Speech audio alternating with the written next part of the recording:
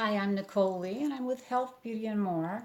I just wanted to do a brief summary of 4 months ago what happened with my thumb surgery. I had this basal thumb joint, the trapezium, actually, right here, replaced with some of my own tissue from another tendon.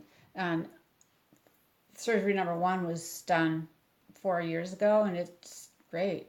Make a fist, no problem. But I get a clicking now right here. And sometimes at night it actually will only go so far. It won't close all the way. But I can feel the clicking coming from this area right in here, this finger. I'm not trying to be naughty, but that's the one that mainly catches. And I thought that was strange. And on top of that, I have no problem. I mean, it's way better surgically, I think, than this one, which is starting to get a little more swollen. And I actually wore a joint splint, just something to compress the area because it woke me up. So, it was sore right here, and I actually believe I had to take like a over the counter medication and splint it and then fall back asleep, fine. But I thought 4 months ago, August, and here it is almost. It's in January now. What's going on? Why does this continue to hurt? Well, from what I have read, it does take quite a bit of time to fully heal, but each person is different. So it might be completely healed by 4 months with somebody else, but maybe not so with myself. And I am really busy with doing a lot of painting. It's just such a passion of mine. I mean, I have so many paintings all over this little apartment here that I'm really gonna have to find a way to sell them, or at least some of them. See what I did to the back of some of them, just to make them look nice and clean, like that. And then I'm getting into doing records. Let me show you one.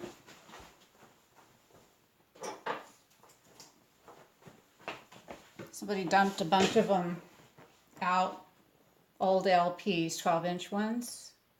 I just think they're awesome because I've been painting these. I've done 3 already. There's one outside, and this is on eBay right now. The back has got felt on it and a hook.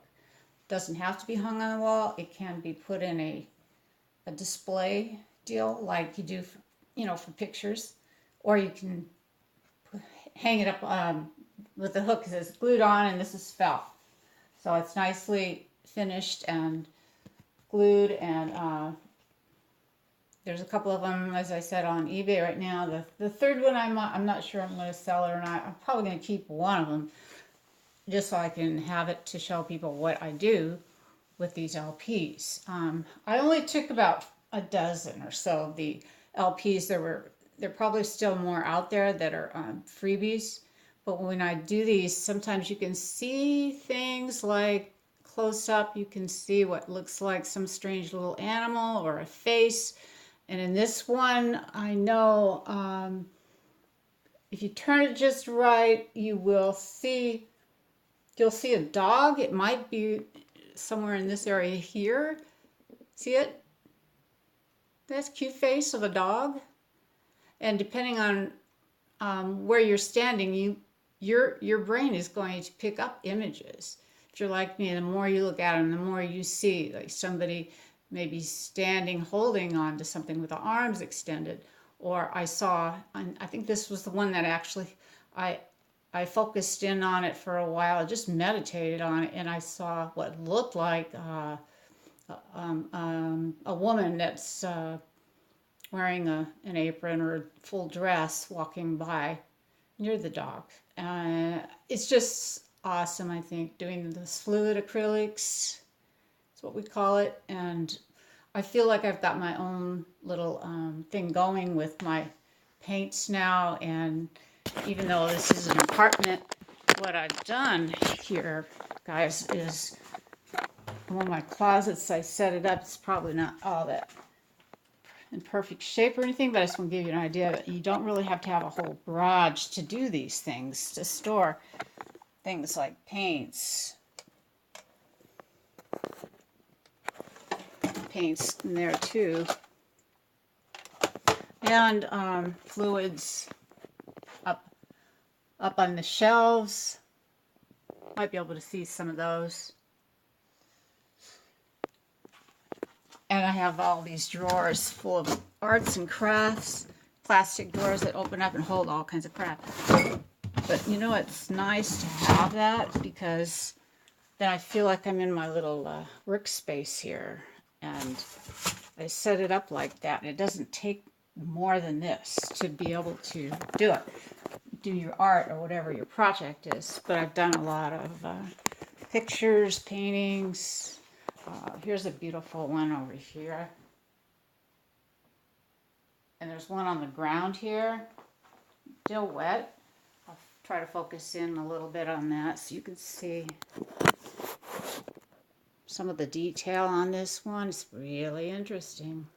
That looks like a flower on that side, and then over here it's got some really cool detail in here, and it's for sale.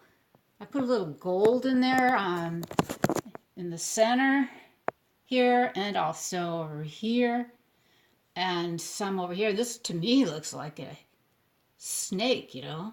Just look at it. Doesn't it look like this is the snake, this is his eyes coming out looking at you, and this looks like a kid maybe going, ooh, look at that snake over there. You know, that looks dangerous. So it does bring out a lot of imagery when you do this fluid art. Look at the detail on that. Tell your friends that I'm doing this stuff. I'm having a ball doing it, but I do need to sell them because it is not, you know, it's inexpensive thing to do. And I have limited space, and I don't want to clutter up my walls with tons and tons of pictures everywhere. I have a few here and there that I've done.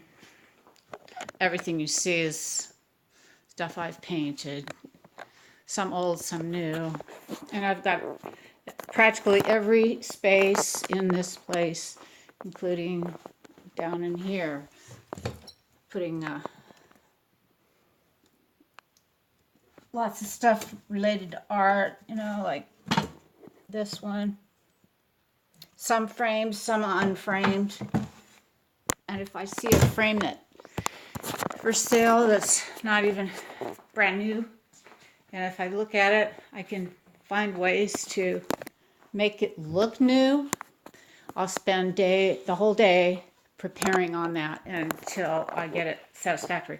And maybe you might want to see this one that I did for in memory of the death of my sister, January 2nd this year.